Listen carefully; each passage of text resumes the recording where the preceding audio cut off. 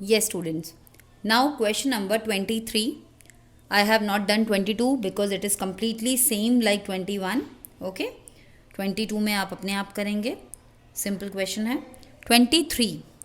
Ashish and Akash are partners in the ratio 3:2. इसमें आपने बहुत ध्यान से सुनना है क्या कह रही हूँ.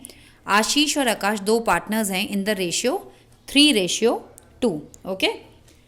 Their capital account had credit balance of rupees 5 lakh and 6 lakh as on 31st March 2021. Pay attention to the date 31st March 2021. इस डेट को उनका बैलेंस है. ये कौन सी डेट है? Closing date. इस डेट को इनके पास इतना पैसा है after debit of drawing adjust करने के बाद इनके पास इतना पैसा है.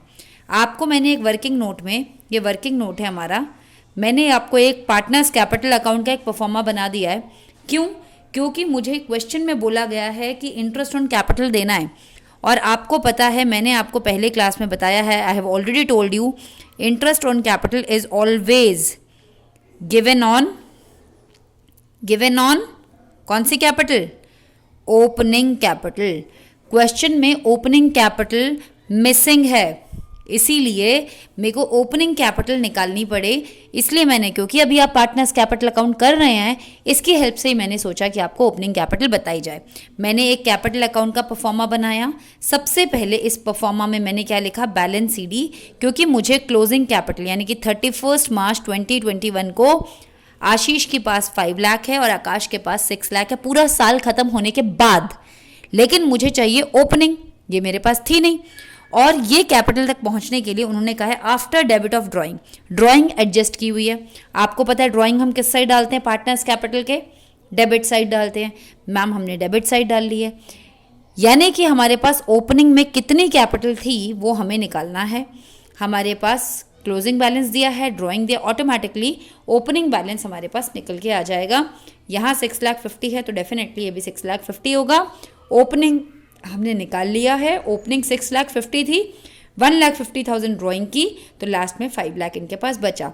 तो इस क्वेश्चन में मुझे क्लोजिंग कैपिटल गिवन थी और ओपनिंग मुझे निकालनी थी. तो मैंने एक कैपिटल अकाउंट का परफॉर्मा बनाया और उसमें पहले क्लोजिंग कैपिटल लिखी.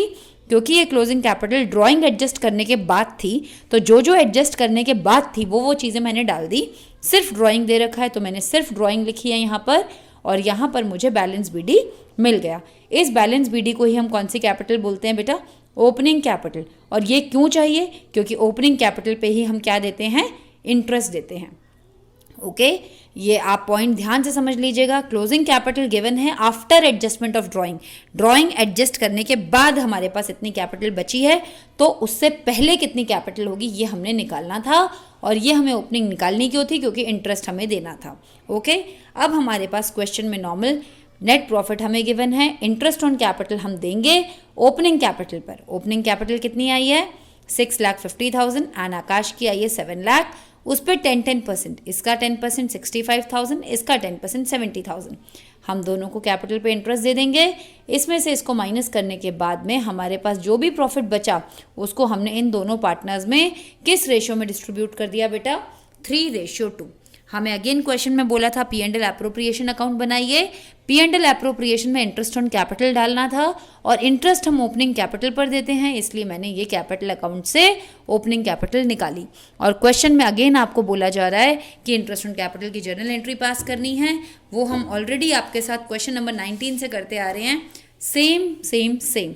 चाहे आप ये 2 एंट्री अलग अलग बनाइए या कंबाइन करके एक एंट्री बना लीजिए, ये आपकी चॉइस है. Right children? Question number 23 is over. Now next we'll be doing question number 24.